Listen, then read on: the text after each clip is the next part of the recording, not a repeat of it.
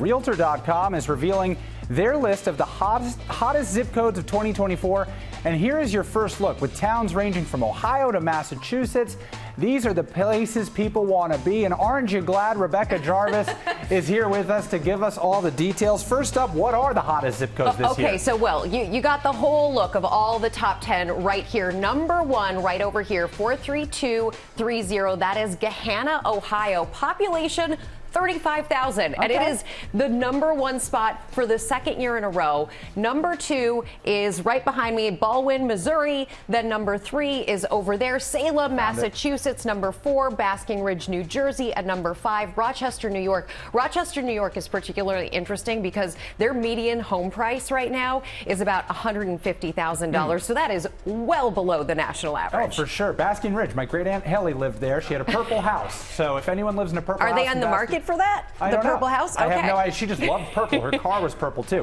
Why are these zip codes so popular? Okay, so one thing of note is that you didn't see anything in the South or the West, okay? They're not even on this list. It's all Midwest and Northeastern cities that are on the list. The ones that are the most popular tend to be near major metropolitan areas where there's a big discount to the price that you would pay if you wanted to live in the urban and the city area. So for example, Gahanna, Ohio, it's about 15 minutes depending on how far you are to Columbus, Ohio, where there's jobs. However, the price in Columbus, a lot more expensive than in Gahanna, about $55K. It's also, Gahanna is far less than the median overall in the country. It's about $100,000 less in terms of its price. But in many of these cases, you live near a metro area, but you save a little bit of money because you're not in the metro area. That's crucial, but the commute isn't like so bad. It's not crazy, yeah. So for anyone who's looking to buy a house, whether it's below the median or above the median in New Jersey, wherever you're looking, what are the important details to keep in mind? So this is a very difficult housing market. People feel it's unaffordable almost anywhere. That's again why we didn't see the South and the West here.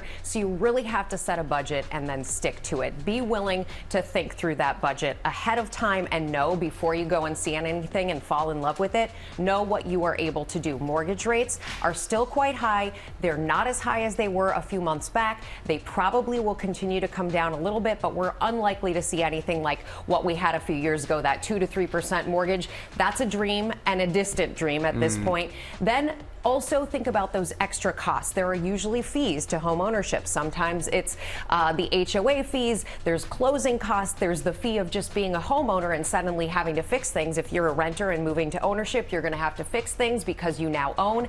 And finally, you want to make sure that you have time in that location. You're willing to locate there for at least 5 years so that if there is any changes in the housing market over the next 5 years, you weather them and then you're willing to move in the future beyond that. Lots to keep in mind, but a lot that we are now smarter for having you here with us. Rebecca, thank you for that.